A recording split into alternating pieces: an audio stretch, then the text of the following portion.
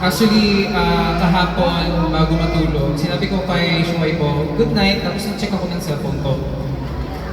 8년 전 오늘이에요 하면서 처음으로 연습실에 출근한 날 사진이 있더라고요. Talagang nag-alarm sa akin, today is the final Zoom. Tsaka talagang na-recall sa akin, ang dami talaga. 그래서 이렇게 많은 분들과 우리 팀으로 공연을 하는 게 너무 큰 꿈이었는데 Actually, 8년 걸렸구나 생각이 들었어요. Actually, talagang nakita ko na it's been 8 years na talaga makakapag-perform na pala ako sa mga fans. Ganito na pala.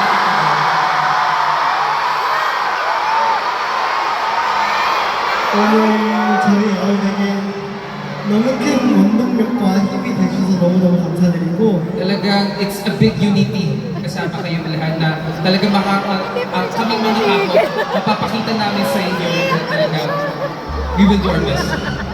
이제 아홉과 여러분들의 우리 함께하는 이야기가 이제 시작이잖아요. Kasi nga, di ba, everyone, alam niyo naman na ito pa lang yung pagsisimula natin.